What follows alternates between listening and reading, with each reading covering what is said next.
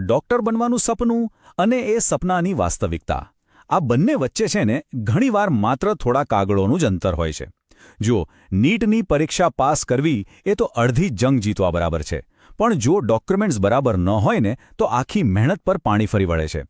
તો ચાલો આજે સમજીએ કે આ ડોક્યુમેન્ટ્સની માયાજાળ શું છે અને એમાંથી સરળતાથી બહાર કેવી રીતે નીકળાય.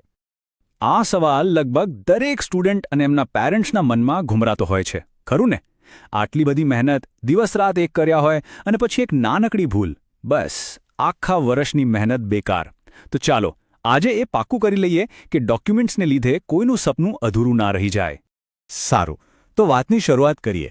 નીટનું ફોર્મ ભરવું એ ખાલી એક ફોર્માલિટી નથી, એ મેડિકલ કરિયરનો પાયો નાખવા જેવી વાત છે. અને ઘરનો પાયો કેમ મજબૂત હોવો જોઈએ? બસ એ જ રીતે અહીંયા પણ શરૂઆતથી જ બધું એકદમ પરફેક્ટ હોવું બહુ જ જરૂરી છે.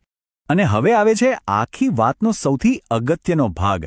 એડમિશન પ્રોસેસમાં કેટલાક એવા સર્ટિફિકેટ્સ છે જે કેન્દ્ર સરકારના નિયમ મુજબ જ હોવા જોઈએ. આ એવા ડોક્યુમેન્ટ્સ છે જેમાં કોઈ જ બાંધછોડ નથી ચાલતી, એટલે જ એને બરાબર સમજવા ખૂબ જ જરૂરી છે. આ વાક્યને જરાએ હળવાશથી ન લેતા. જરા વિચારો, પરીક્ષામાં જોરદાર માર્ક્સ આવ્યા, રેન્ક પણ સારો છે, પણ ખાલી એક સર્ટિફિકેટનો ફોર્મેટ ખોટું હોવાને કારણે એડમિશન અટકી જાય. કેવું લાગે? આ કોઈ નાની ભૂલ નથી, આ એક બહુ મોટી અડચણ બની શકે છે. એટલે જ અહીંયા ચોકસાઈ સૌથી પહેલી શરત છે. તો કયા છે આ ખાસ ડોક્યુમેન્ટ્સ? મુખ્યત્વે બે કેટેગરી પર ફોકસ કરવાનું છે.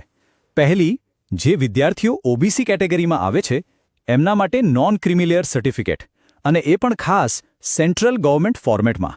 અને બીજી, જનરલ કેટેગરીના ઈડબ્લ્યુએસ ઉમેદવારો માટે ઈડબ્લ્યુએસ સર્ટિફિકેટ, એ પણ સેન્ટ્રલ ગવર્મેન્ટ ફોર્મેટમાં. આ જે શબ્દ છે ને, કેન્દ્રીય સરકારનું ફોર્મેટ, એને બરાબર પકડી રાખજો. તો આ કેન્દ્રીય ફોર્મેટ એટલે શું? એ એકદમ સિમ્પલ ભાષામાં સમજીએ.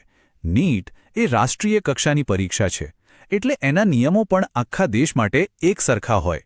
બની શકે કે રાજ્ય સરકારના સર્ટિફિકેટનું ફોર્મેટ અલગ હોય, પણ નીટ એડમિશન માટે તો માત્ર ને માત્ર કેન્દ્ર સરકારે નક્કી કરેલું ફોર્મેટ જ ચાલશે. બસ આ નાનકડો ફરક જ આખી ગેમ બદલી શકે છે. હવે ખાસ કરીને ઈડબ્લ્યુએસ કેટેગરી માટે એક આંકડો છે જે બરાબર મગજમાં ફિટ કરી દેવાનો છે. આ કેટેગરીનો લાભ લેવા માટે આખા પરિવારની વાર્ષિક આવક 8 લાખ રૂપિયાથી ઓછી હોવી જોઈએ. આ આંકડો બહુ જ અગત્યનો છે. અને હા, એક વાત જે બંને કેટેગરીના ઉમેદવારો માટે, ઓબીસી હોય કે ઈડબ્લ્યુએસ, એકદમ કોમન અને ફરજિયાત છે: માતા કે પિતાનો આવકનો દાખલો. આ કોઈ ઓપ્શનલ ડોક્યુમેન્ટ નથી, એ કમ્પલસરી છે. એના વગર અરજી અધૂરી જ ગણાય. બસ. હવે આ બધી માહિતી સાંભળીને થોડું ટેન્શન થવું સ્વાભાવિક છે કે આ બધું થશે કેવી રીતે. પણ સારી વાત એ છે કે આ જટિલ પ્રોસેસમાં મદદ કરવા માટે એક્સપર્ટ ગાઈડન્સ પણ ઉપલબ્ધ છે. જૂનાગઢ જેવા શહેરમાં પણ એવી જગ્યાઓ છે જ્યાં આ કામ એકદમ ટેન્શન ફ્રી રીતે પૂરું થઈ શકે છે. જેમ કે જૂનાગઢમાં A to Z online centre છે, જે આ પ્રકારની સેવાઓ માટે જાણીતું છે. અહીં શું થાય છે કે એક્સપર્ટ્સ પોતે ખાતરી કરે છે કે ફોર્મ ભરવાથી લઈને ડોક્યુમેન્ટ્સ ચેક કરવા સુધી બધો જ ભૂલ વગર થાય.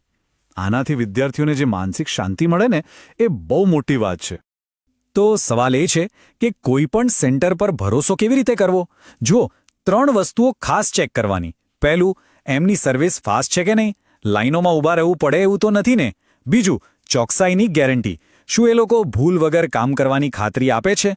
અને ત્રીજું અને સૌથી અગત્યનું, શું તે સરકાર માન્ય CSC એટલે કે કોમન સર્વિસ સેન્ટર છે? આ સરકારી માન્યતા જ એમના વિશ્વાસની સાબિતી છે.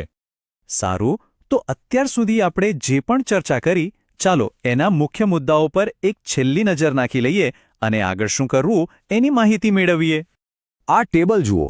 આખી વાતનો સારાંશ આમાં જ છે.